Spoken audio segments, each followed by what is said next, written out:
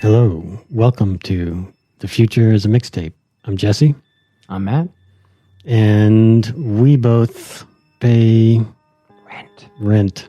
Renters of the world unite. We no longer dream of owning homes. That was for the baby boomers. Gen X, late Gen X, millennials. Millennials, yeah. Fuck off. Fuck off.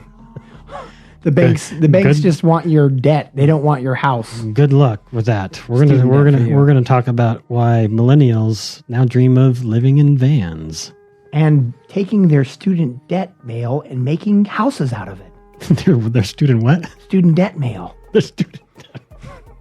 Because it comes every month. It's a nice little reminder. I could do that. I have enough paper from Sally Mae to but we all need houses. We all need houses. The fundamental thing, and that's what we're going to talk about, is the second node of the golden square, the right to housing. Shelter is what we talk about on this episode. It gets messy, it gets dense, but we're still here for you the whole way through. Yes, enjoy the conversation. So you live in Riverside, California. Yeah. And what's your living arrangement these days? Renting a house. I moved from renting an apartment to renting a house. Hey, that's a step up. Well, I mean, one of the things I noticed I could trace it back to just my original manifestations of being a child in a house. Manifesto? Yeah, well, the idea in Southern California, it's not acknowledged at all. And my students or friends are stunned by that, is the fact that what's happened in Southern California is you have two... No. What's happened in your life? We're talking about your life first. You're mentioning Riverside, so we're talking about I'll trace it back. The catastrophe of Riverside, California? Well, the two driving mechanisms for Southern California are you near the water or are you near the smog? And so in Riverside, we have a kind of a mountain range that keeps in a lot of the smog and the air. It's like a teapot, some people call it. You're just in the smog. Well, and so the air is part of the private market of housing. It's kind of built into housing in general. So people that want their kids to not get asthma can afford to move to areas that are, i.e., closer to the water or that have good air quality.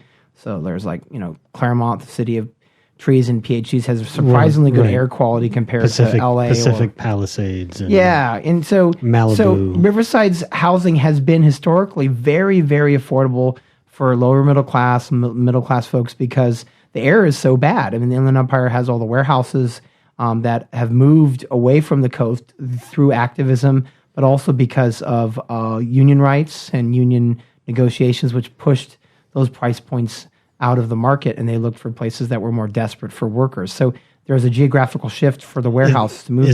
Is that why you're there though? You're not there because of the warehouses. I wasn't picked in life for warehouses because I didn't even know warehouses were there. And I think the warehouse has been built up while I was at UCR. So while UCR and other colleges are being built up in the area, you also have this competing interest of warehouses like Amazon and a lot of these. But you ended up there because you went to graduate school at UCR, right? Oh, as a kid, I grew up my parents moved from Los Angeles for a house. They moved from Los Angeles to Washington State to get a house. When did that happen? Well, I think my family left when I was 3. We lived, I think, in Bobby Bell. Were you born in LA? I was born in Whittier, California. Oh yeah, I forget that. Yeah, so I was produced through gelatinous rubbing, in Los Angeles, and shuttled up to the Pacific Northwest because to be sheltered away from the smog because of the price of housing. So there was a housing bubble at that time too, and so my dad couldn't afford to get a house, and being a parent and moving up meant, well, let's try to find a job where I can actually have a house. So that it's actually built into the logic is that we'll just move away from our entire family because we can get a house. And of course, my parents were scared of the urban decay of Los Angeles, and they had mentioned violence or crime as a concern. So we moved to this suburb or exurb of a suburb. I mean, there's no major city. There are medium-sized cities, but in Tri-Cities, Washington, you could get a house for that's a common story, isn't it? Relocating to another city. Well, white flight has different vectors in Southern California. So there's the people that can afford to leave, the city. So they go to the coast or these coastal towns. Then there's the white flight where it's Big Bear or, up in the mountains, or it's Colorado, or it's just like New Mexico and Arizona. So there's different trail lines, but this is all really about, in many cases, people choosing places because they want a house. They want to be a homeowner. They want to be a homeowner. Do you want to be a homeowner? Yeah, you have a family. You have two kids, when you have kids, and they shit out toys like I don't even know if I bought them. They just magically come out of their ass. Well, I mean, it's like incredible. So like my son, it's like a giant complex of Jurassic World. Yeah, mound of toys. Exactly. So I think that the kinds of things that you do generally need, but wait, you need a bigger house so you can hold all the kids' toys. No. I think living in a 1,700 square foot house was like, that's actually not bad because, I lived in apartments for so long and only a couple times after college living in a house. The funny thing is when my kids moved into our house, the 1,700 square foot place, they wouldn't actually use the rest of the house. They were so used to living in apartments being close to us that so you only use 700 square feet. So we as a family, we use only a small part of that 1,700 square feet because they were raised in an apartment and they feel nervous by not being in these separate rooms. And so they have their own rooms. They had built in a much closer network in what they think space is and what belonging is. So your kids, they shared a room before when you all lived in an apartment. And then when they had their own bedrooms, they still wanted to sleep together in the same room. And what's funny is like we bought this, we're renting this larger place and we do like it a lot, but they don't use the other rooms as much. They just go into the workroom or the kitchen or the living room, and that's about it. And they don't move that much. And so it's kind of interesting to think of the fact that they got built around these much closer proximal positions. So what age were your parents when they bought their first home? Do you know? I think they were in their mid-30s. So they were later. They were later than I think most Americans at that time. But my dad had already had prior marriage. So they were definitely later. They married when they were 30, 31, or 29, which is old by that point, given the time period. Yeah, the home ownership is a powerful narcotic pull for people with children and people in general. And as a person with children, do you feel that powerful narcotic pull? I do. I mean, I could be very happy in a 1,000 square foot condo or apartment. I like vaulted, this one here. Well, I like vaulted ceilings because the apartment we lived in was 1,000 square feet and had vaulted ceilings. So I really like that aspect.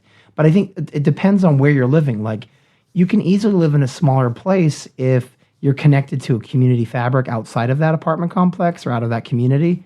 It does make sense to have a larger place if there's nothing around you, because that's basically your stomping grounds. But I think it's based on context. But I think the problem is home ownership worth it, and what's being implicated in that process? Yeah, but do you plan to, as a part of your life plan, to own a home? And does it seem like a realistic thing for you? It's potentially. Is this part of the prospect for Matthew? It's potentially realistic. It's potentially realistic, but it really requires like two people working and two people working middle class jobs. And I think that's the thing. And my wife and I are just raising the kids largely on our own. We have some friends to support, but you can't ask them. And you don't live in an area where you're in a unit. When we were in. You don't have like grandparents or aunts and uncles. Our families our families are thousands of miles away in different directions. So the Pacific Northwest or Japan. You're already behind schedule according to your parents' version absolutely. of the American dream. Oh, absolutely, right? Absolutely. I mean, absolutely, and I think you're seeing this increasingly where a lot of my friends have graduate degrees and they're renting wherever they're at, and renting is now the new phenomenon. So. And where students aren't getting married or having children coming out of college, now you have people that do have kids, but they're just renting. So there's a sliding scale of expectations. Yeah, I'm renting. As part of this whole conversation, should say that I'm very, very fortunate. I'm a very privileged life, like relatively speaking. Oh, I think both of us do. I mean, we're fucking white guys. We have healthcare. We have healthcare, and we both work. I have a stable income, and I mean, it's not really great, but it's enough to survive, and it's stable. And, anyways, I'm really privileged, relatively speaking. Oh, yeah, me too. But there's really no notion that I have no notion that I'd ever own a home. That just seems Well, it just doesn't even seem part of the possible landscape. The pricing is built in competitively enough to people that have middle class incomes. It's part of the logic of home ownership is that there's got to be two really good middle class incomes to do home ownership in Southern California, or most places. I mean, any metropolitan. So it blocks out anyone else that wants to have a house because they have to fit within that economic paradigm. Right. So I think certainly any metropolitan area in the States. And absolutely. San Diego and Los Angeles, you better have one really massive income or two really amazing incomes. And, my parents were a single income household, 5 fucking kids. So you're in Alaska, right? So in Alaska, and they were sort of post-hippie generation boomers who, part of why they lived in a tiny town, even though they were born and raised in Alaska, they were both born and raised both my parents were born and raised in Anchorage, which was the city in Alaska, but they had this sort of hippie dream of living in the woods and went off to try to build a cabin in the woods and lived in back of pickup trucks and stuff like that while they built a shack out in the woods. And oh, really? That's where, yeah. Did they employ bears to do it? How were they getting that house built? Fellow hippie types, fellow post-hippie types. Was it were they wanting to create a commune, like a log cabin commune? I think there were some communal living dreams. I want to get, that's a point I think we'll get back to later because I think we'll talk about that. But they owned a home for that. Actually, their own sort of multiple homes, not multiple homes at the same time. Simultaneously, but they had, during the 18 to 18 years that I was conscripted to be... military service. That's what love is for Jesse. When I was forced to live in their households, they went through like 2 or 3 homes that they actually, purchased, had mortgages on and the like. The question is why? But that was one middle class income. That was just my dad. My mother didn't work at all those years, and 5 fucking kids. So it was possible, and with both of them without college degrees, just high school graduates. The landscape now that's even if I lived there in that small town, I couldn't fucking buy a home. Well, yeah, the market's changed so fundamentally. So I mean, one of the things that's really interesting is who's buying homes. So after the Great Recession, home ownership is at its lowest rate in several decades, and most of the new homes that were bought after the recession were like hedge fund companies like Blackstone that basically bought the homes and decided they'd make more returns on them than the actual loans for home ownership or for investing in home ownership. So renting has become more profitable Homes, not for hedge fund managing. Yeah, so essentially, it's more profitable now in the hedge sector to buy homes and rent them out than it is to make the loans and interest other ways. Yeah. So there's been a power shift. There's been a power shift. So that's why you're like, well, why is the housing price up? Because nobody's making any income. Job rates are negligible. If you look at the birth-death model in some of these statistical graphs, you can see that there actually hasn't been that many jobs created. If you look at births and deaths in terms of replacement, you just complete stagnant employment increases. This is the second, quote, jobless recovery. 2000 was a jobless recovery, and 2008 to 2010 was also a jobless recovery. And so we're in a giant slump that's equivalent to 1930s or 1870s. And so the power shift in home ownership has moved to hedge funds. They are buying up the homes in cash, whatever. And so they're pumped up. And so what's happening weirdly is you have what seems to be a housing bubble, but it's by people that aren't going to go into foreclosure. They're hedge funds. Yeah, these aren't families owning homes. Yeah. So the numbers are skewed. That is the power shift. Yeah, so we're going back to kind of a land baron thing in a way of, so home ownership rates are incredibly low by historical comparisons, even after it's still but it's still according to the data, it's still in the 63% range of overall. 63% of Americans own homes. So that's still because it's still part of this American dream idea. It's the idea of the American life.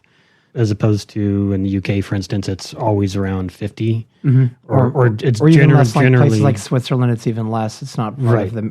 It's not part of the mythos. It's such an idea here in the States that it's a.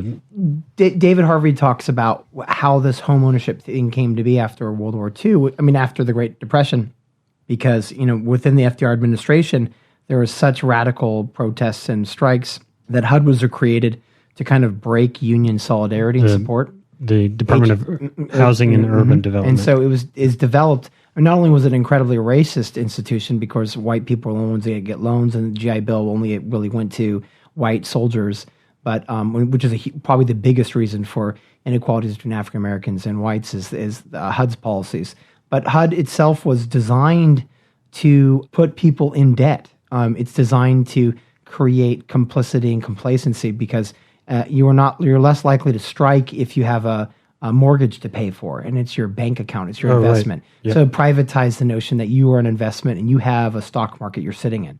So it was designed in some sense to, of course, you could talk about building and buying things and filling them up, but also just designed to kind of break working class solidarity links in between people. So, for instance, like you could go on strike if you're just renting because you don't have a sense that you're losing something. Right. You're just renting. But if you have this massive mortgage, that you have, especially this idea of ownership around and your identity built around. Well, that your income, like paying that mortgage, depends on you keeping your job. You're not gonna. I find fundamentally most activists are not owners of homes. They're renters. Most.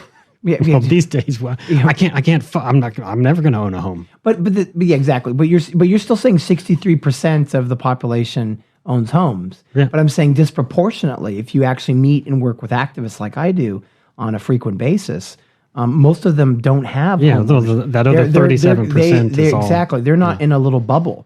No. And home ownership does create a bubble scenario where you feel like everything's safe. But it's clear when you look at the numbers. So why this is the case, because if the median income in the U.S. is less than $45,000 a year, but the median home price is over $300,000, 7 times, yeah, that's more than 7 times your annual income. That's absurd. Well, that's an absurd kind of. What does that say about the value? And why does home ownership housing have to be viewed as a bank that you squat on? Yeah. As an investment. I mean, the logic also we should fundamentally think is: could we imagine? And this is the reason we're having this podcast, because we're talking about a fundamental part of the Golden Square is universal rights to home ownership or shelter, universal rights to shelter.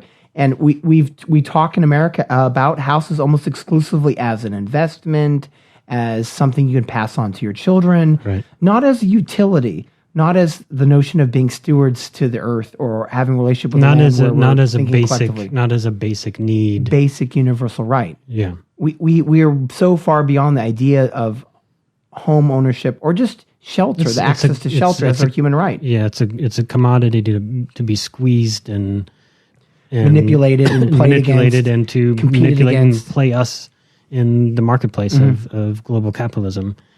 So, right, there's the introduction to what this discussion's all about here. The second node of the Golden Square, our idea of these essential, I like to think of them as the 4 cornerstones of human rights. Last week we discussed the first, most essential one, food, the problems of how the world's so fucked up around food. We talked about that. And now we're getting into how the world's so fucked up around the idea of And if you're asking why do we think shelter. This is the second one? Well, I mean, we could think healthcare or other things are really important or other issues. But, when you think about shelter, it is a basic concern after food. We're, on a hunter-gatherer society and earlier societies, you worried about the weather, about light, about heat, about temperature, the ability to hold and contain things, to protect items that you had from scavenging or from other animals. It's a primal need. Yeah, this is a basic need that we all share as throughout the thousands of Homo years. sapiens on the planet. We will not survive if we don't have food, clean drinking water, some sort of shelter. Yeah, and the shelter should be viewed as a universal right, not an access point, not a commodity, not something that can be bartered for. It should be viewed as a human right. And Poppy Noor has a great article in The Guardian about rehousing should be a universal right. And she opens up in the article talking about that universal secondary schooling, for example, was a controversial proposal vociferously debated in its day. Prior to its introduction, children were expected to work, and opponents of the changes were insistent that altering this would be to bend the wills of fate. The market would no longer truly be free, and in any case, children were just responding to the laws of supply and demand. They wouldn't be working unless they wanted the money. Sound familiar? So the same logic we use about, or they did used to use about secondary education is the things we're still using for something like housing that will somehow destroy the fabric of space and time if we somehow say this is universal right. I'm pausing because it's just so bafflingly out of whack. The logic, the ideology behind this whole fucking system that we've designed the world with are just... Well, and think about the fact that a child at school is guaranteed rights to education. At the same time, their family's house is going into foreclosure. I mean, how weird is that? That how are you going to I know I at least have my education, but I don't know where I'm living. Yeah. It's sad. Yeah. And so why is this even negotiable? This is not a negotiable thing. Shelter same thing universal. With food. It costs so much. How are we going to fucking pay for it? It's cost. The logic of cost. The mythology of cost. Mythology of cost. Yeah, absolutely. Ridiculous. And you remember, the overlords opposed universal education in the 1870s. And they used the same logic of the free market. That this would destroy the sanctity of the free market. But this ignores over time that people accept certain things, that there's limits to free market. So a minimum wage, or that people can't be a commodity themselves like actual slaves. So we do put up fences around certain things, and maybe before even having a fence, but like, why is this not as universal as K through 12? Or as you put it last week with food, as breathing air. Yeah, it's common as easy as breathing air. It's as essential part of our set of needs as humans. Why do we put it behind this paywall? Why is it behind a gate? Why is it what so many of us struggle through drudgery and enormous amounts of stress and violence in some cases just to make sure that we have this, just to make sure that we have a roof over our heads? It just seems totally out of whack with real human needs. So what we have to do is change the framing and our thoughts about homes and shelter. Right. That it's not a commodity. It's a universal right. Right. It's not something that's a privilege or a luxury or a happy accident. It's something that we should never have anyone worry about. And this is the whole core characteristic of our concept, or this set of ideas that make up this quote unquote golden square of ours that we're working through, is that these four things need to be thought of in this way, as universal needs that need to be met for every living person on the planet, and not made, we shouldn't make excuses of cost or other. We shouldn't have market barriers, ideological barriers. And we have the numbers to say it's already universal. So Housing Urban Development, HUD, says there's 550,000 homeless people in America, and there's 1.4 million vacant residencies in the United States. Yeah, so the numbers are already there for universality. So right, it's not a problem of scarcity. So that's what you're saying, I think, is like food. It's a distribution problem. It's a distribution problem, right? The reason. So, guess we're diving in here a little bit to the horrors of now, the horrors of today, and how out of whack our current conditions are relative to what we would value as compassionate, caring, collective society of individuals. That last year, 2016, most recent report from the Department of Housing and Urban Development on homelessness in the U.S. reported that there's nearly 550,000 people at any given day homeless in the United States.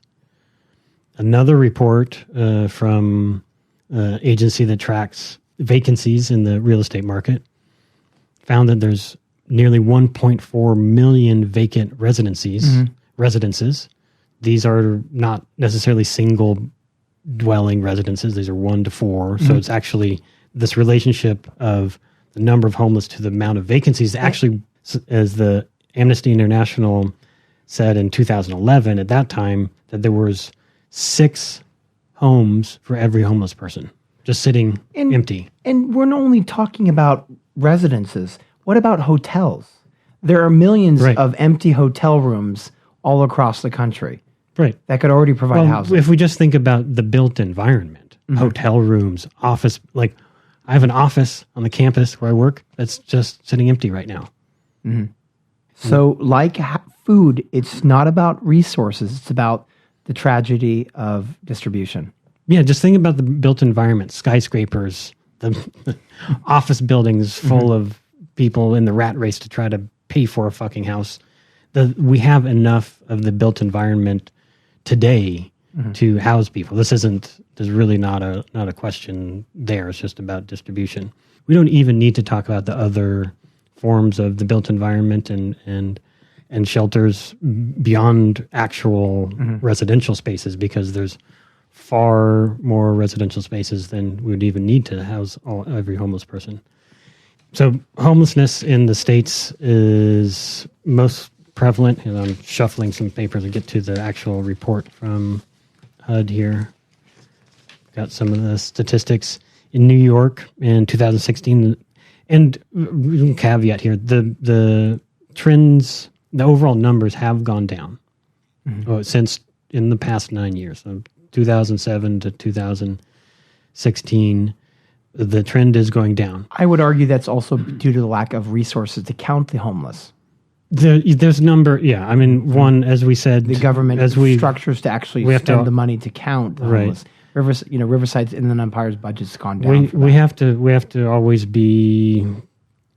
use care when looking at big numbers like these because of the methodology to gather the information. We always have to be skeptical about the accuracy of the reporting and how they're framed by the agencies. So these give us sort of clues about it, and we shouldn't take them as absolutes. But according to HUD, at least, the shift or the downward trends in homelessness over the last 9 years are due to the increase in shelters, the available spaces in shelters and temporary housing situations across the country. But nonetheless, even though there's been a slight downward trend, we still have over 500,000 people homeless every night, and especially in the 2 largest cities in the country. There's over 70,000 in New York and over 40,000 here in the Los Angeles area. That's shocking. We have the better weather.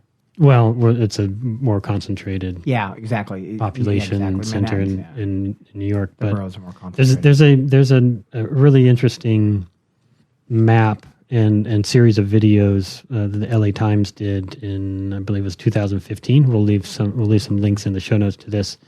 That one is a series of 12 little video pieces.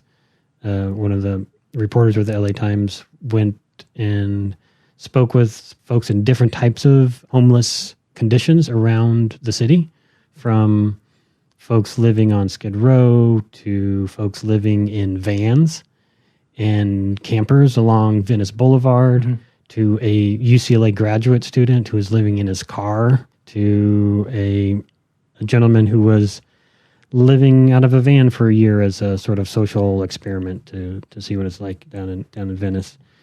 But the other interesting thing to look at there is they did a sort of mapping project. So there's an interactive map that you can explore that they sent out over 5,000 people over a few days to try to count the number of homeless in different, sheltered and non-sheltered types of situations around the city. And so they built this whole interactive map that shows where homeless people are concentrated around. Oh, like Amber Alert for the poor. That's great.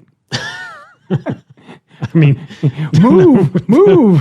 Well, I mean, the other thing is even college students. We have a food pantry now for students that lack food access at UCR, which is a new thing, which is both hilarious and wonderful at the same time, because these students were using debt-financed loans and infrastructure to pay for food pantries, right? So we're using debt to pay for the food pantries because administrators care.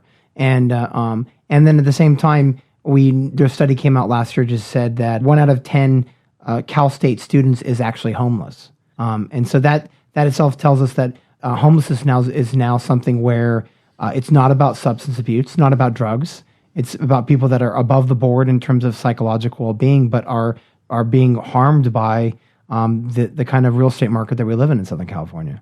Well, not just in Southern California, but across the country. Mm-hmm. And the inflating student debt is a real thing that's affecting people's ability to... The financial aid used to go to housing. Right. I mean, the student loans are so immense for tuition that what you used to use for FAFSA was student cost of living. Now you're using it for tuition, so you're using a job to pay for housing or try to pay for housing. Well, the rent's so high. If in cases like... The rent's in places like the UC schools where we work, if you live in California, so if you're a California resident, you pay an in-state tuition fee, which is these days around $12,000 to $15,000, depending on the campus. But if you want to live in a dormitory on or near campus, it's probably more than that. And at where I work, it exceeds the tuition, your room and board costs. So it's a significant part of the factor in the debt accumulation during your university stay. So this phenomenon of more and more university students who are either homeless or struggling with housing while they're in school and then after school is becoming this whole sort of thing that's taking on a weird sort of lifestyle character. Mm-hmm. There was this a graduate student at Duke University who I believe he went to Boston. He went to undergrad in Boston and had $32,000 of debt that he worked to pay off.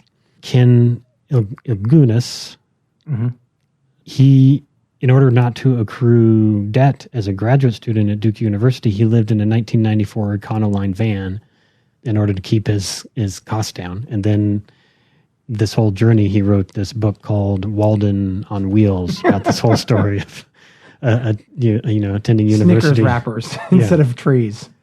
And then post college, you have this phenomenon in lifestyle sort of media and on social media of things like this hashtag van life. Have you heard of this? It's become fad, like a weird fad. Well, it's become this sort of chic thing. This idea that slumming it. Well, that you can, because of the reality of housing costs, this becomes this sort of chic lifestyle thing. This idea of like living in a van or living in a motorhome, living in an RV. For, I think there was an article I ran across. It was like 6 reasons you should live in an RV in your 20s. Like one of these listicle kind of articles, like the benefits of primarily because making millennial poverty hip again. Yeah, millennial poverty hip. We should have a shirt, make millennial poverty hip again. Well, that's what this hashtag van life is. Celebrate gigging it. Right, the it's gig economy. Well, it's these millennials who are privileged enough. Most of them are white, of course. It's these white hipsters and who buy old VW Vanagons and go off on adventures and live in. Well, I had a student intern that basically dropped out of UCR for a while to do a kind of cross country tour, living in a van too. So it does seem to be kind of a mode. Like I just want to. And I have to admit, I'm not a millennial. The realities of of the cost of living. I've thought about strategies like that to get out of this the pinch of this crisis myself. This feeling is so powerful that there's even a political party called Rent is Too Damn High Party. Maybe some people remember this. Wait, here in the States, there's Jimmy McMillan from when he ran for governor twice in 2005 and 2009. There was a viral meme where he said the rent is too damn high, and it became this viral meme because it spoke to gentrification. Who is this guy? Jimmy McMillan. He ran as governor in New York City. Or ran for governor. Yeah, New York.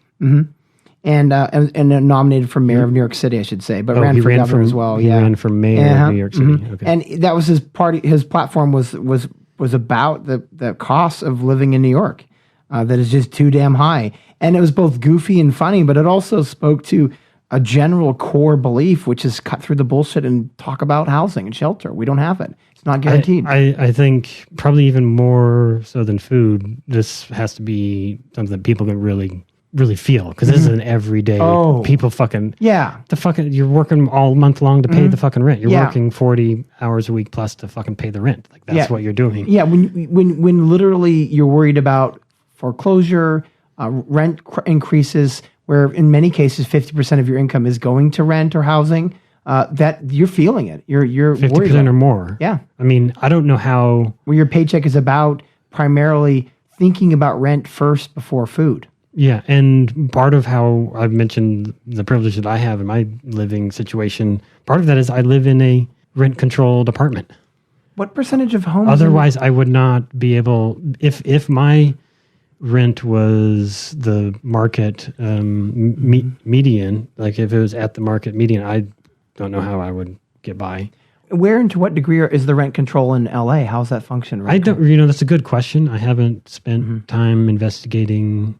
I haven't really looked into the rent control system. But we do see the increasing phenomenon in LA of people that live in buses or vans and park overnight and sleep on the sidewalk in their cars because it's cheaper and it's more efficient for them than paying rent. Some of these, like in that 12-part series it's called On the Streets, the LA Times videos. One of the pieces is just your typical sort of transplant to LA who wants to work in the industry and is a bartender, and he's living in an RV in Venice Boulevard. It's an option that a lot of people really have to consider, even if they have full-time jobs and an option into the degree of sleeping on the streets or in a van. Well, no. I mean, think about it. So, as I'm critiquing the notion of options that you're talking about. So, the rents across the U.S. From last year, the median rent for one-bedroom apartment in the States from this survey of 50 cities is $1,200 for a 680 square foot one-bedroom apartment. The most expensive city for rent is currently San Francisco. It's like $3,600 a month for a one-bedroom apartment in San Francisco. Well, there's an article about a guy that works for Twitter who makes $160,000 a year and says, I scrape by in a two-bedroom house for my family, and $160,000 isn't enough. And which sounds on its face like you're a fucking snot. But then when you actually look at the rent costs and the taxes of the income itself in California, rent is too damn high. Yeah, a friend of mine that works in Silicon Valley, he actually just quit his job and is going to work under the table because the rent combined with the taxation for those higher incomes are such that they just don't actually really do well in some cases because of the progressive taxes plus the hoarding of private property. And we should call this what it is. It's wealth squatting. I mean, that's really what this is. People that don't even live in the area. And one of the interesting things about the Panama Papers, especially in the UK London market, how many of these major cities are being pumped up and hyperinflated from outside investments of foreign capital that is basically pinching the major U.S. cities viewed as stable and a stable first world country. And so investors as far as India, Afghanistan, and others, these billionaires and multimillionaires are pumping money into the real estate markets. So inflating them to really incredible heights, even though they don't actually live in the city or do work in the city. Right. So when we mentioned the sort of vacant residences in the U.S., a percentage of those vacant residences are actually just investment properties.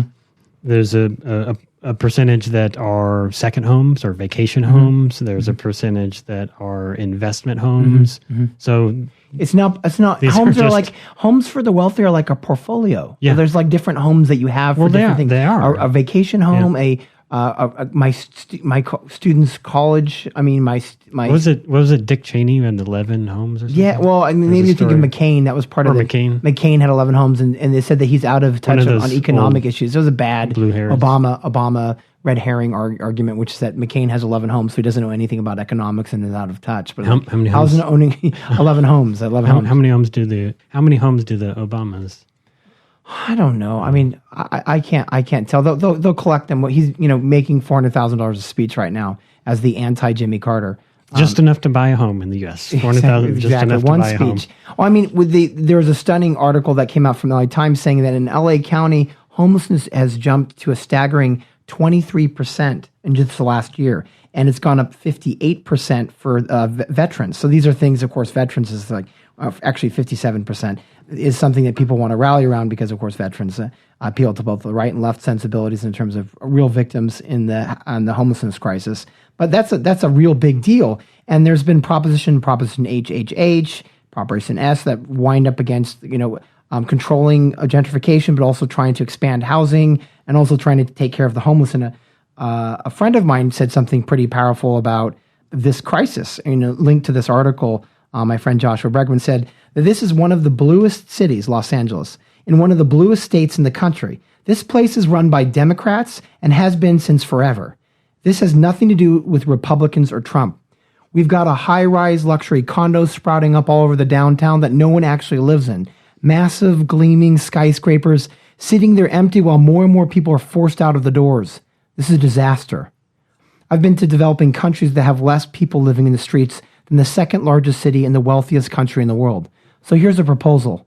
How about not another goddamn viral clip or tweet or magazine cover or open letter or vacuous submission of another goddamn celebrity or late night comedian or entertainment industry luminary talking about Trump or Russia or backwards ignorant America that votes against its own self-interest, or cracking jokes about the racist, sexist rubes that live out in the sticks until this shit is fixed. Do you seriously think this shit is not racist and sexist? How about not getting to be the 1% or even the 10% to drive past the literal tent encampments on your way to work, to step over the dispossessed just moments before they turn on the spotlight and sound check your mic, and have a goddamn thing to say about the politics in society get listened to? How about not getting up into publicly opine about natural, much less geopolitics, until you can figure out how your own city council works, and you drag your camera crews to right outside your studio doors and show the world what's going on in America in 2017, in one of the strongholds of the resistance? How about that? How about that? How about that? It's so we talk about Trump, but we're not talking about our city council. 45,000 people in Los Angeles that are homeless. Yeah. There's no need for that. And we have, what's happened is in cities like mine or San Bernardino, Riverside, that are working class or more lower income, the cities are organized around the police and firefighters. They're the money and politics unions that kind of control city council and the apparatus. But in these big cities like LA or Chicago or New York, not so much Chicago, because Chicago's population actually went down this last year, but in LA and New York, the upscale yuppie housing developers control the city politics. Why don't we shine a light on them? So we're talking about Trump and how bad Trump is to our sensibilities and he's destroying the decorum of the presidency. Why don't we actually look at, like what my friend Joshua Bregman's saying, at your own city politics? Well, any of these topics, we could rag on the media, because if we had any sort of responsible journalism at all in this country or anywhere, we would be hearing about the shit all the fucking time. Like, we would be hearing about the massive crisis with food all the time. We'd be hearing about the massive crisis with homelessness all the time. These things would not get glossed over with 1 minute sort of misleading headlines on NPR in the morning while they rush to spend half an hour talking about the latest. To get back to celebrities, there was that stunning article about how Martha Stewart's prosecution and trial for stock trading, insider stock trading, got way more attention than the crisis in Darfur at the time that was going on. And if you add up the minutes on climate discussion, I think it was something like 17 minutes total for the entire year on climate change in the major broadcasting networks. 17 minutes in total. Yeah, and we don't want to get sidetracked in talking about. But fundamentally, there's a crisis when the media itself lays its arms at the lack of decorum of the president, but doesn't look at the general decay of the cities due to the people who own the political process and when it comes to housing. And well, I think we should spend an hour, an episode at some point just about this whole thing, because the whole idea of fair and balanced and showing both sides of one for one, that there's this idea that there's two sides to every story, which is bullshit too. It's not just two sides to the story, but the liberal sort of outlets are some of the most difficult. They're all fucking difficult for me to listen to. I can't, because there's just really no honest there doesn't seem to be any sort of serious mandate or sense of responsibility to inform the public. Yeah. In a responsible absolutely. And when you have Amazon owning Washington Post and then CIA allegedly funneling money for psyops. I don't know who the fuck you're supposed to listen to actually learn about the world. It's hard. I mean, I like the idea of citizenship journalism, but there's not the kind of stability for citizenship journalism the way that people talk about. No, you got to get it's work. Exactly. And we got rent to pay. Yeah, so we have to ask and acknowledge that when we talk about shelter, there's of course the global demands that can be made. Like we talked about, we haven't talked about 100 million people are homeless in the world, right? And so this is the global statistics as far as I was able to Google. Or Marshall. It seems like the latest official sort of numbers were from a 2005 UN paper on this, which reported that there were 100 million people globally who are homeless, and is over a billion, or roughly a billion people who lack adequate shelter. The thing we can talk about is like the causes for these, of course, is that we spend $600 billion plus on war rather than guaranteed housing, using government as a guarantee of housing. And now, of course, we do this for student loans. The government guarantees student loans, no problem, to the banks that give them out to students, but we don't guarantee housing, but we'll guarantee loans to banks. And that's the kind of dilemma that we're in, is that there's, of course, the government national response, and there's also the cities that have been taking money from high-end yuppie developers that, you can go around and you have urban development and gentrification, but no one actually has access to those condos or those apartments. Just as I did, just as most of our generation, most of this this current generation of college students, like this, you can get into debt that's going to imprison you for the rest of your life.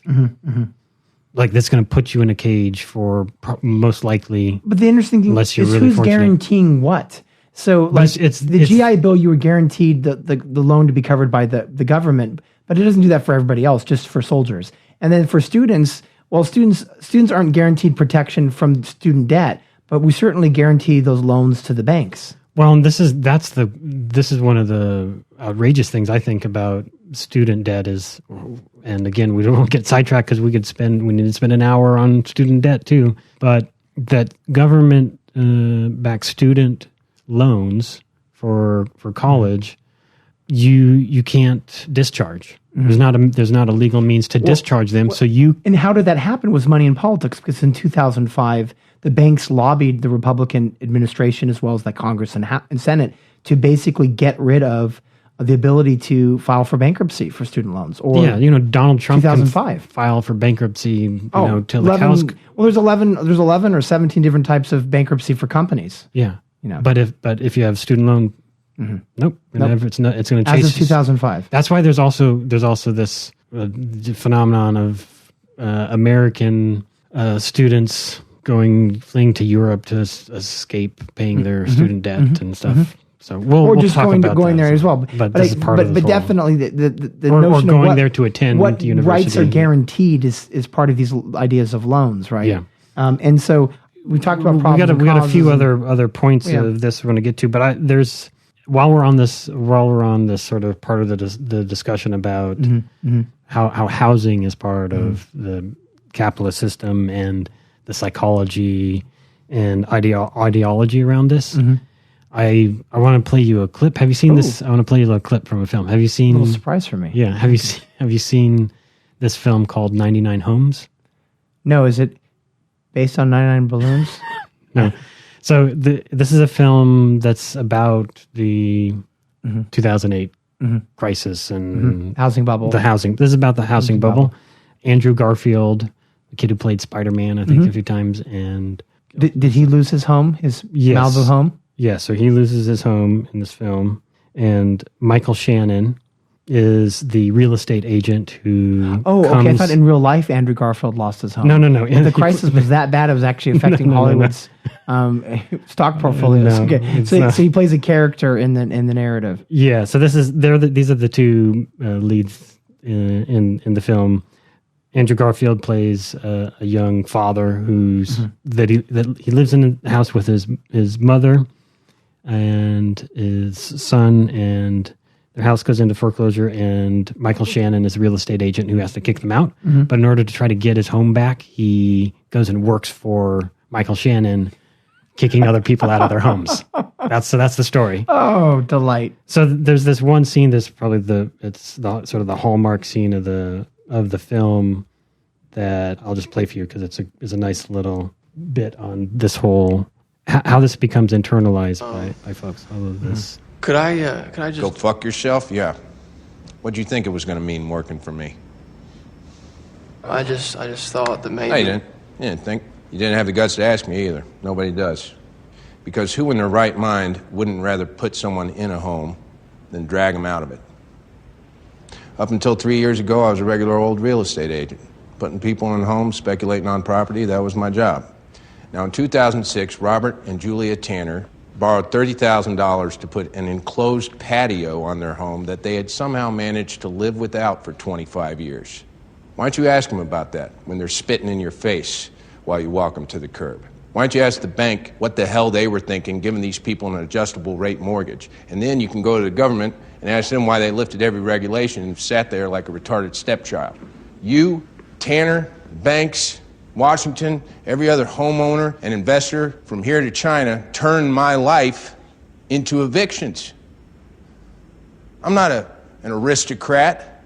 I wasn't born into this. My daddy was a roofer, okay? I grew up on construction sites watching him bust his ass until he fell off of a townhouse one day. A lifetime of insurance payments, and they dropped him before he could buy a wheelchair, but only after they got him hooked on painkillers. Now, do you think I'm going to let that happen to me? Do you think America 2010 gives a flying rat's ass about Carver or Nash? America doesn't bail out the losers. America was built by bailing out winners, by rigging a nation of the winners, for the winners, by the winners. You go to church, Nash? You go to church? Sure. Only 1 in 100 is going to get on that ark, son. And every other poor soul's going to drown. I'm not going to drown. You like that bringing in religion at the end there? Wow. Yeah. My God. Well, we could also talk about Michael Lewis's The Big Short, right, which talks about ninja loans. That's the ninja loans, which are the ninja loan stands for like no name, no jobs, where basically they were just throwing out loans. No income, no jobs. Yeah. I don't think it was no name. It's no income, no jobs. So you had to at least have a name. I think you had to have a name. As long as you had a name, that was the only thing. If it went on for another 6 years, maybe it would have gone to no names. You just you don't just look like we'll ask for your blood type and we'll keep everything private. Although I think there were tranches, as it were, of mortgages that were people who were actually deceased.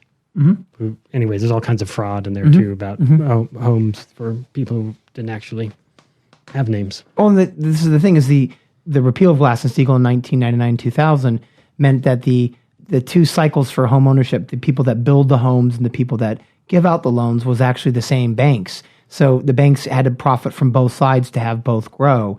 And so this is where ninja started to become just something that was necessary to keep the machinery working, because you had the merger of of private and commercial banks that were now one thing. And so the places that used to give the loans for home building were now the places that are also giving loans to buy the homes.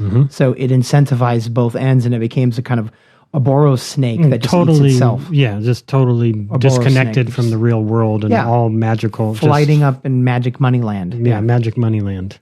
Wow, that's a devastating clip from Michael Shannon. Yeah. So the housing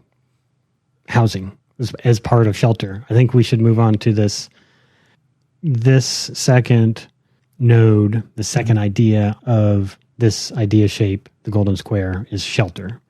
And I think of this as a broad umbrella term, and of these four things is probably the broadest umbrella, because it's how you put it last week when we were talking about food, that these are basic things that we look at what a country's doing. Are they meeting these things? So I also think these really are why we should even have any sort of organized form of government at all would be to ensure these things, right? Like that's the only. Well, that's outside of that. That's the tremendous gap in our knowledge is we worship the Constitution, but the Constitution doesn't guarantee the four things of the Golden Square like we would want them to, and so we get obsessed about right to bear arms or free speech, but what about these four cornerstones, this Golden Square, these four nodes? And they should be as common and easy as breathing air. So why are we even having this discussion? It feels like exhausting to actually say, hey, let's fucking have this. It's fucking obvious. I'd like to move on to something else. Right. Well, I'd like to talk about quantum mechanics. I don't even know anything about that. Right. I should be studying quantum mechanics. Say, here. I would be doing lots of things other than fucking talking about shit people don't have. Yeah, here. I think that's the other important part of this conception of these things is without these four things, we actually don't have freedom. Yeah. I don't know. Well, and our innovations have been built on some people getting these things. And therefore being able to live a rich material inner life as well as exterior one, because these four things have been met. Yeah, being fortunate enough to be able to pay for these things. Yes, exactly. Or have somebody else pay for them. Hereditary kind of connection to them. So, but we hope we can build a world together where nobody has to pay for these things. That this isn't even part of the logic of where it's not about a parachute or having a parachute, but just this isn't how this is solid ground. It isn't like how the world works. Is you gotta no. This is frustrating that we have to fucking talk about this. It is. It's fucking frustrating. It is. Why? We can do other things really, and so we have to ask ourselves, what does shelter encompass beyond just home ownership? Right. Or the idea of having an access to housing. I think the essential component of shelter. It is a home, like a place that you sleep at night, and what we think of as a home. But also all the other ways that we are sheltered from the dangerous, unpredictable conditions of the planet and the outside world. So we have to think about infrastructure, roads and bridges and from earthquakes. And, we have to think about the clothes on our back, right? This is part of shelter, is the clothing we wear. And that's a whole fucking problem. A couple of things I'll mention there about the clothing industry, the fashion industry and fast fashion and all this stuff. It's a huge Forever problem. 21. Forever 41. Yes. That'd be funny if it changed. That'd be funny if the age changed based on when you went inside the building. It says you're actually 37, but you're coming in forever anyways. 37. Forever 37. It changes like a lamp when you come under. Don't give them ideas. Okay. They're just going to squeeze us more. Exactly. And squeeze. Well, they can alter labor. They more. can alter the cost of the clothing based on the age that you are. We won't tell you when you're not 21. But yeah, so clothing is obviously clothing, a home, shelter, clothing, infrastructure, sanitation, the parks and the urban environment. This is all the idea of shelter, and importantly, let's not forget protective services. Whatever. Is that talking about condoms? I think that's a different type of shelter. It's a shelter. I think you're giving a sneak peek of the next part of the Golden Square there. So, no, we think of, do we need firefighters and emergency staff, EMTs, exactly staff? Yeah. Do we need peace officers? So shelter is bound by a much broader term than the way we currently think of it. Yeah, absolutely. So, but of course, the big thing is, where you lay your head after the sun goes down. So, speak of shelter, we talk about government agency of like why we're not building what Japan has for earthquakes. So earthquakes in Japan, they have computer and research materials and data and equipment that actually tells trains about a minute and a half or 2 minutes before an earthquake's happening. So it actually can stop before the earthquake. We don't even have that system in California. We're the 5th or 6th largest economy in the world. I think next month they'll announce we're the 5th. Yeah. Well, I think next month they'll announce we're the 5th. We're bigger than Britain. And we're not ready for the big one or the big ones if the San Andreas has multiple fracture points. Right. So the American Society of Civil Engineers does a report card every 4 years on the infrastructure. And they have a 2017 infrastructure report card that looks at all different components of the U.S. infrastructure. Overall, the overall grade for the U.S. infrastructure is D+. D+, yeah. Which is, it's sort of been in that. Well, MIT had a study saying that the United States is, in parts of the United States, or vast parts of it, are now in developing nation level condition. And a D+, I mean, the article you heard several times before is something like 40% of the U.S. bridges are going to fall apart, and there's no money for this, or we're not. Well, yeah, and I think they said there's something like 9% are critically. Maybe 9% are critical, but I think within the next 30 or 40 years or something, or 20 years even, 40% of them will just fall apart. I think the other thing we could potentially talk about if we want to move on to some ideas about solutions here, so that we don't make this a 6-hour conversation, but also we have to throw under this umbrella when we're talking about shelter is incarceration. This is part of this problem. 2.2 million? 2.2 million. So people. We're essentially 4% of the world's population, but have 25% of the prison population. 2.2 million people in the More than U.S. China, are easy. in the U.S. or in prison or in jail. The communist nation has less prisoners by far than we do. One in 3 African American males end up. 1 in 4, 1 in 5 for Latino men. Yeah, and 500,000 of the 2.2 million incarcerated are there because of drug charges of some sort. Other bullshit. Fucking bullshit. Yeah. And don't even get us started on the conditions of the prison industrial complex, and we'll spend time on that as on a whole institutions subject. that shouldn't exist. Yeah, but I think the crucial point we want to make here is that shelter needs to be considered as an essential and basic universal human right, and fundamental. As we build and put together this mixtape that is the future, we need to have that front and center. These are sort of starting first half of that tape, man. These are starting points, right? If we want to have a socially just world that is sustainable and is built for human flourishing, we've got to make these givens in any person's mixtape of the future, in any person's life. So we wanted to move on. You want to move on to some ideas, some glimpses. So what glimpses do we see of alternatives? And we will spend much more time talking about solutions because this is what this podcast is about. But solutions and what would it look like? Well, imagine for a minute that buying a home wasn't a transaction toward investment. So if we get out the profit motive, we actually eliminate the profit motive, that changes our conception about community, about history, about belonging, about relationships and senses of solidarity. And so I think that one of the interesting innovations that's happened, and you can read about this with Bernie Sanders when he became mayor of Burlington, Vermont, was the experiments that are happening with what are called community land development trusts. And these are really interesting ideas where you could think about setting up a 501c3, right, which is it's a corporation, but it's a nonprofit, right, which gives you some of these legal abilities to generate funds and use funds in a way that creates a nonprofit environment.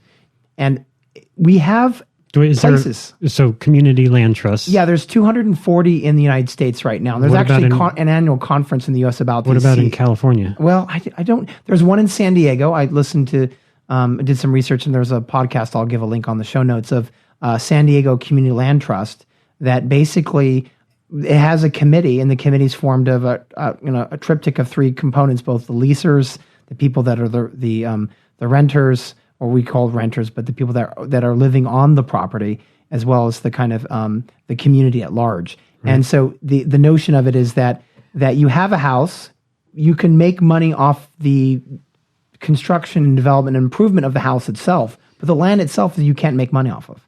It can't be speculated on. Mm-hmm. And so it stays at the same price. And that is really fascinating because it changes homes to utility-based conception. And let's look at disaster of gentrification. We have not talked about gentrification and how community land development trusts actually work around the theory on gentrification. The typical stereotypical thing is that we're going to blame it all on hipsters. That's typically the thing, and I get really annoyed by this. It's not that I think hipsters are, but there's a whole trend now where I think post 2000s or post noughties or whatever you want to call it, that we blame everything on hipsters. I'm going to defend the hipsters for a while, right? You know, there was a blog called Punch a Hipster because of the gentrification in Williamsburg and Brooklyn area, and we blame hipsters for gentrification as if there was no one else part of that circle jerk. And gentrification has a kind of a wave-like pattern. So I want to get to this because CLTs work around community land trusts. Yeah, CLTs work around this problem with gentrification. And gentrification actually is a story about how we desire utopia. Because there is a point in that process where these are dynamic areas, exciting areas. So the process of gentrification starts, right? You're in an urban ghetto, maybe largely ethnic of some sort, a working class, people of color community. And then you have the art freaks move in. That's the second wave. First wave is the residents that have been living there a long time. You have the art freaks that move in, right? And they go there primarily because of space and art, and they like the rawness of the experience. Right. The people with low incomes and they're sincerely want to make music. They need spaces to produce music. They want to do creative labor. They want to do creative labor. Yeah, that is labor itself. So let's not ignore that. And they want places to store their art if they're visual artists. They want places to play music, make their art. Exactly. And then what ends up happening after the art freaks move in is the hipsters move in. And the hipsters are really interesting as a kind of a social laxative because they're the ones that set up, in some senses, the first art galleries, the music spaces. The consumers of the exactly. They create the nodes for this transactional aspect. So it's not just this divide between folks of color and just art freaks. It's hipsters. And what happens after hipsters is you get the yuppies to move in, and the yuppies start putting in high-end galleries. They displace the working class galleries. They put in organic coffee shops, and then what's happening by that point is when the yuppies emerge, not the hipsters. The yuppies emerge. The people are like, well, my community's changing, and also the price of the real estate goes up. So for people that were living there, right. Suddenly my community is now a transactional component of my life. So I can bail out on my community. I can complain about hipsters and all their problems, but I might be a person of color and working class, but I'll sell my home for a huge profit because now yuppies are coming in and we have lots of traffic and interest in that community. And then there's this thing where each side pushes the other one out as the real estate prices go up. And then the death knell of gentrification is establishment wealth. So after the yuppies move in, you have that fifth part of the wave, which is basically the establishment wealth. Old money. They tear the buildings down, build up new ones. They turn into fortresses. Everyone's bored out of their fucking mind or can't afford to live there. And so with each cycle, it pushes one element out of that wave pattern. And so what you have is, at some point when the hipsters are there, especially, and a little bit of when the yuppies are there, is a really dynamic, diverse community of lots of traditions, cultures, languages that actually mimics the idea of what you want in a city, which is diversity. But the real estate fucks up that belief in a utopian experience where you have galleries, you have music, you have local dive bars, you have local restaurants that are from the community, and those things get sold out because of the real estate. Well, real estate, the market pushes us into gentrified. We monetize each other. Yeah. We monetize each other. We turn each other into cash. Well, it pushes us into segregated communities. And then finger pointing is going on the whole time. Right. Blaming one person. And this happens a lot with friends of mine that are activists, is they want to blame the hipsters first, but they don't want to acknowledge the fact that folks of color that lived originally in those communities are cashing out. They're not necessarily, some of them, of course, could be renters. That's true. I have to acknowledge that. But some of them are actually homeowners in LA. They've lived there for a long time where no one wanted their homes, and suddenly they're cashing out. And this happened in Seattle, where a large part of the black community in Seattle, when it was gentrifying in the early aughts, they just sold their homes for a great hefty price, went to somewhere else and bought real estate somewhere farther away when they retired and cashed out on their community. And so it's not so simple as just pointing fingers, but I call this the circle jerk of gentrification. It's a 5-wave pattern, and it illustrates powerfully and poignantly the desire to want a diverse community of belonging. Right. And that we want that kind of diversity, but without the monetization of our relationships with each other. Yeah, if we just took money out of the equation, we would have much more. Exactly. And so people much wouldn't feel more compelled. Lively, exactly. diverse, so people wouldn't feel compelled to necessarily move. No. And this is what happens is eminent domain or rents go up and each group pushes itself out. So if you're a renter, you get pushed out. If you're owner, you cash out. So you move out, cash out. And that's what happens in LA all the time is what's the new hip community? What's going to happen? Well, it's going to be a circle jerk of gentrification. And community land development trusts reverse this kind of horrible circle jerk of gentrification because it changes the conception and paradigm of how we view these land. Community land trusts are nonprofit corporations buying an urban area of land. So they in block buy. There's different processes. Like I said, each has different rituals and outcomes. Some are, slightly to the dial of a kind of capitalist agenda. Some are virulently anti-capitalist in their agenda. Some of them just want to actually try to keep the model you hear a lot with people that work with CLTs, Community Land Development Trusts, is that they basically believe that they want perpetually affordable homes. That it should be perpetually affordable. Right. And you could imagine how you could do this in areas where it'd be really easy to set up. So I've talked with activists and friends in the San Bernardino area that I've worked with Bernie Sanders campaign and other activist organizations like Single Payer. Right now it's going on with SB 562 is, San Bernardino and parts of San Bernardino, 40% of the areas are just vacant. Right. And so they're just suburban homes. San Bernardino is the second poorest city after, Detroit. And they both have gone through bankruptcy. And so what's going on with the Detroit and Michigan's going on with San Bernardino, and it's ravaged with poverty, where the motels are kind of like just these sad kind of affairs where you have meth users, drug users, and they try to squabble some money together to pay for the rent of these motels, but have no housing themselves. And so these motels that no one even wants to go to San Bernardino to stay the night, they become these kind of affordable housing complexes. And these people that own these motels, and I'll link the article to this, they hope to get a better motel from the profits they make from this ravaged post-apocalyptic one.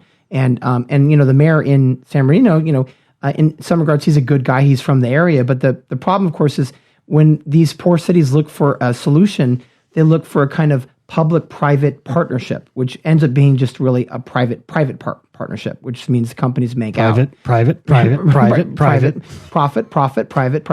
And what we can think of areas like Detroit and San Bernardino is actually just changing this emergency into a utopia, because you could envision possibly, for instance, a citywide credit union, access to every citizen of the area or the county. And that credit union can be the basis for the funding and loaning out of the purchasing of these completely vacant homes, right? And so in mass, you could have both people that are interested in intentional communities use these citywide spaces to build stuff. Wait, slow down. It's like you're just plowing through all kinds of. You ate up all the time to talk about all their infrastructure projects. So when I want to talk about solutions, we didn't talk about infrastructure projects. We just mentioned that infrastructure was part of this concept. Yeah, exactly. All right. But you're just like going on. Well, but we have to talk about solutions. And the Community Land Development Trust can be done in a radical utopian perspective. Community land trust is a direction where there's potential. Possibly. Yeah. Well, imagine for instance, you were to buy a house, you pay $1, right? Now you improve that house, and all the money that went into the improvement of the house is something that someone has to pay for when you sell it, or you die, or you give it off to someone else. But you can't profit off it in a way that makes it unaffordable for others. And so when you move there, you're moving there because you want to have a long-term community that you prize over using it as an ATM machine. Right. And getting a second mortgage and all of this garbage. And so it changes the way we view our commitments to each other when you're not using this as a secondary stock market. And what happens as a result is we have everybody in, nobody out in that kind of environment. And so then what if that's paired with a universal basic income? And what if that's paired with the building on the idea of co-housing communities, right? So there's in all kinds of places in Europe and even here in the States, there are some co-housing communities, which are smaller communities, less than 100 people all together that are mixed generation. That are tied together by values, not necessarily biology.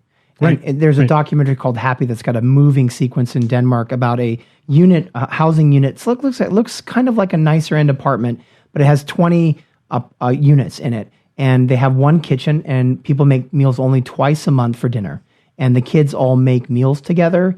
The people that are older, that don't have family, they have instantly children in their lives. Right. There's a phrase in orphan and adopted communities, they call it chosen family. This is my chosen family. Oh yeah, there's all kinds of when you actually develop land trusts, you can have people move in clusters. Well, you don't need the fences. Well, there are tons of efficiencies to gain by building intentional sort of co-housing communities.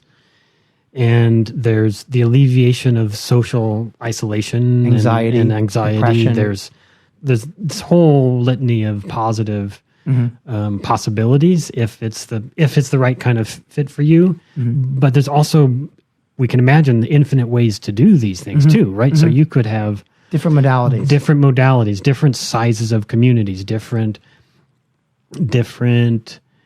focuses for the communities, different amenities within the communities. And a lot of these are like a collection of homes or apartments, but they have common or shared spaces. I experienced something like this at UCR when I was a graduate student. There was something called UCR Family Housing, which is now sadly being torn down.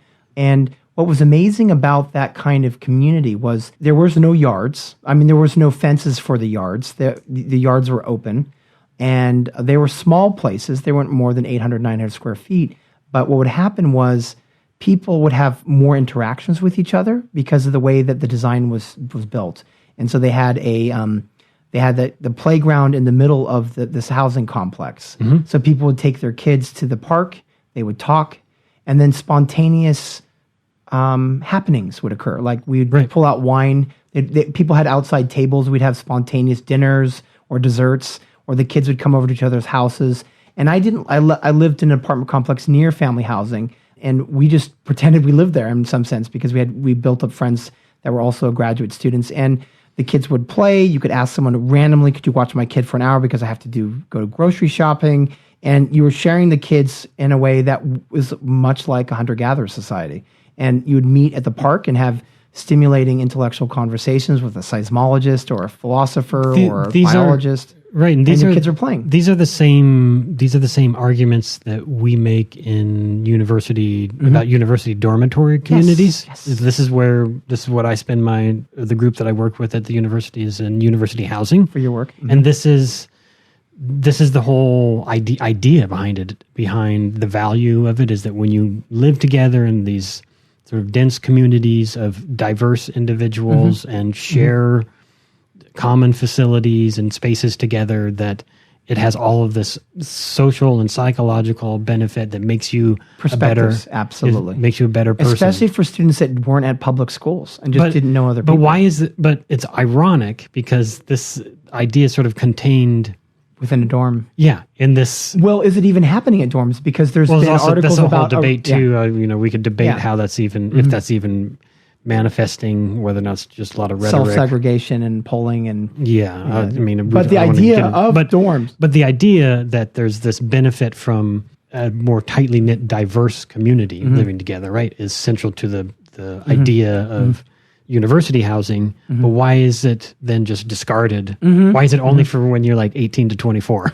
You don't need that after 24. Part of it is that they just are probably paying the debt for those dorm houses, but yeah, I mean, people, their best friends often come from their dorms, through college life. Well, that's part of the story of this, right? Is that like, you make your friends for life because you had the freshman hazing. Yeah, because you slept in this 100 square foot room with two other people. When we buy homes or move, we move for floor planning, vaulted ceilings, air conditioning. We don't move for belonging. It's not part of our this Forever 21 group. That's not where is that unless you're privileged enough.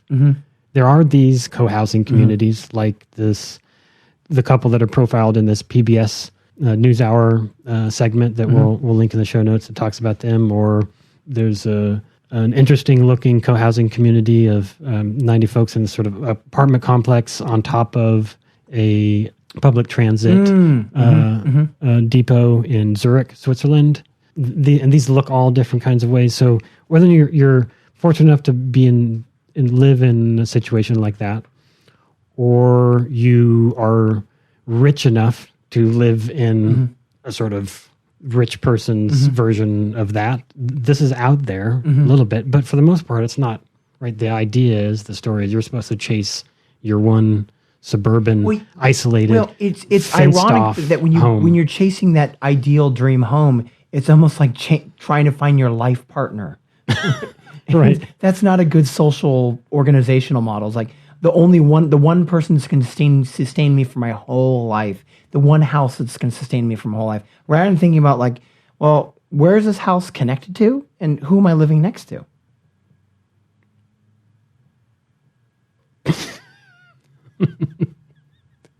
You just kind of like stopped all of a sudden there.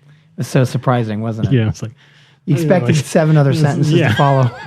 7 more sentences followed quickly. It's got to be like a shotgun. It's got to be a machine gun of sentences. We better. We're using up all of our time here. We better wrap up, huh? Well, yeah, it's been great. I mean, this is something we wanted to talk about as one of the 4 nodes of the Golden Square. Yeah. So first, most essential is food.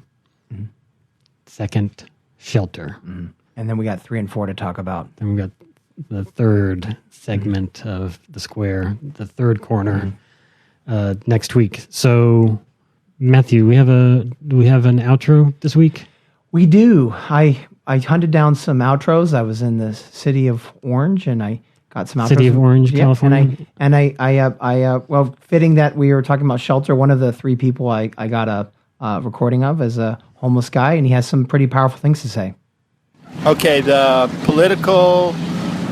politicians all over the world, political parties that control the countries need to stop putting resources into war machinery, military, industrial complex, and shift those resources over to non-military, including finding solutions for homeless people or people who are not interested in money, because it is not in the Constitution that you should have money. It just says life, liberty, and the pursuit of happiness. But everything involves money now. And there are a lot of people who really aren't interested in money, and shelters become too expensive, so they're homeless. Yes, absolutely. That's about it. And your name, I'm sorry? Donald. Thank you so much for joining us on the podcast. That's about it. Yeah, thank you. Oh, let me go ahead and here. Pitch in here. Yeah. And dollar, and we were talking about money's meaningless. I gave him $1, so there you go. Well said. And wow. And how did that answer compare to some of the other folks you? Well, people talk about extraterrestrials or politics. Great, because if it's shitty, then we get great art. And he was the one that was just on target. It was like a soliloquy. Yeah. This is the guy that's the homeless guy that we don't acknowledge, look at, or even respect. Well said. Appreciate it. If you would like to send us an outro, or just send us a recording of what you think the future, or just text us or message us. Talk to us. We want, except for Anthony Weiner. We don't want anything from him. I hope from, unless it's some laptop information. I hope through these conversations that if nothing else, you're getting a sense that we're passionate about these shut up. You said passionate. I just had. We're passionate about these ideas. We have. We're passionate about talking about that, and that this should be part of what we spend Your groins our matter. free time doing is having these kinds of discussions. What's and the function of your junction? I don't want to have these just with you, Matt. Like we need to open this up. Open this up. Yeah. Let's crack this wide open and let's build a better future. So join the conversation. How do you crack please. something wide open and build something on top of it? That sounds I don't know. strangely penetrative. So there are a few ways you can, if you don't run into us here on the sidewalk On the streets. on the streets of Los Angeles or Riverside, you can still be part of this conversation. You can find all the show notes and where to send stuff and all the other info at the website, thefutureismixtape.com. You can join the conversation on Facebook at facebook.com/thefutureismmixtape, at Future Mixtapes, plural, on Twitter. And no advertisements ever on this podcast. Yes. Because the future does not include fucking advertisements. No, fuck that Oh my shit. God. Yeah, we have enough body image issues. We don't need fucking Kardashian Pepsis in this shit. But we do need shelter, and it should be a basic, universal, Fundamental. human right. Let's make that happen, Matt. Okay.